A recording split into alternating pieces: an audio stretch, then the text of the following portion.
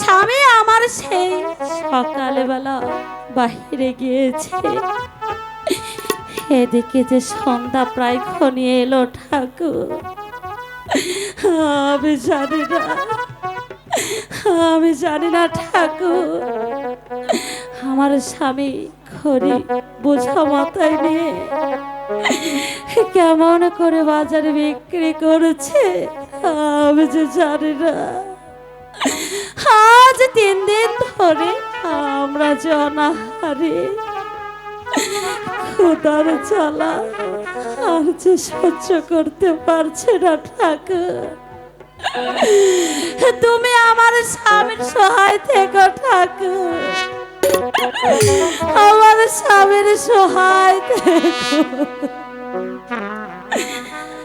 ও কি ভগবান হে,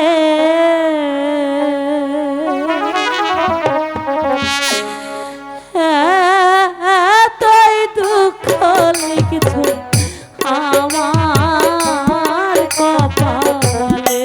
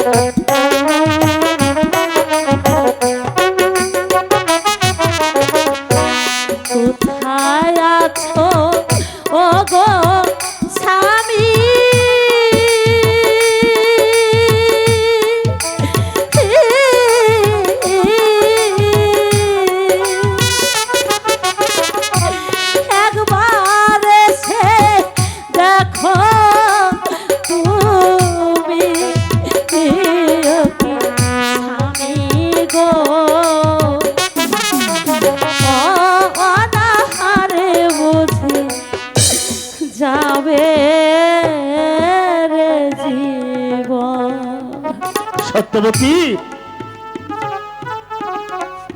সত্যবতী, স্বামী তুমি বেঁচে আছো প্রিয়ে?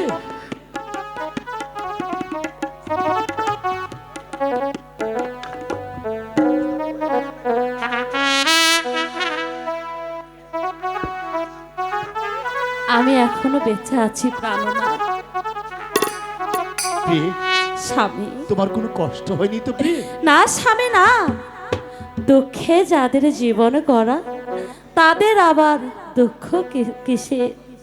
তাই তো তোমার চরণের আশীর্বাদে আমার যে কোনো কষ্ট হয়নি স্বামী। প্রিয়ে,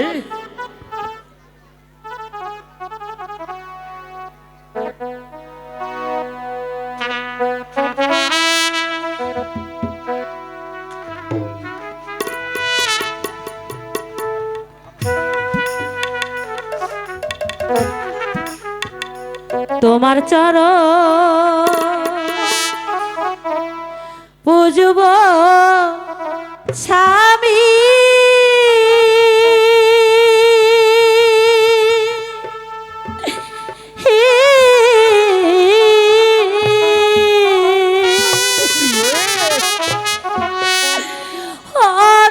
অনাহারে থেকে আমি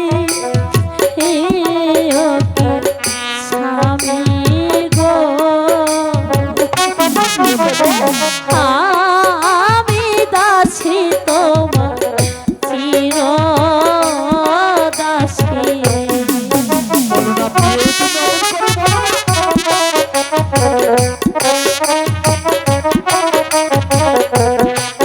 ভালো ভালো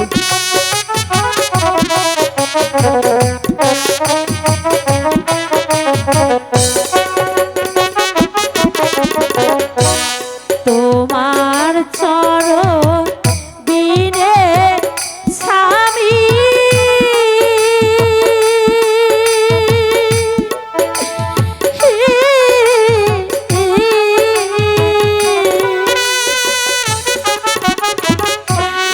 অন্য কিছু নাহি জানি স্বামী গো, আমি দাসী তোমার চির দাসী। জানি না, আমি জানি না প্রিয়ে, আমি জানি না। আমি ঠাকুরের কাছে আমার জীবনে আমি কি পুণ্যের কাজ আমি করেছিলাম, যার জন্য তোমার মতো স্ত্রীকে আমার জীবন সঙ্গী হিসাবে আমি পেয়েছি। স্বামী, শুধু তুমি কেন, আমিও তো নিজেকে অনেক ভাগ্যবতী মনে করি। তোমার মতো স্বামী আমি পেয়েছি। জানো প্রিয়ে, আজ আমি মহারাজের দরবারে গিয়েছিলাম সাহায্য চাওয়ার জন্য। এত উদার মনের মানুষ রাজা রণজিৎ সিংহ আমার কাকুতি মিনতি শুনে ওই যে দূরে দেখা যাচ্ছে চন্দন বন, জানো প্রিয়তম, বলো। ওই চন্দন বন আমাদেরকে দান করেছে। সত্যি বলছো স্বামী? শুধু তাই নয়, উনি বলেছেন তোমার সারা জীবন তুমি ওই চন্দন বন থেকে কাঠ কেটে বাজারে নিয়ে বিক্রি করে তোমার জীবিকা তুমি রক্ষা করবে। স্বামী, প্রিয়তম,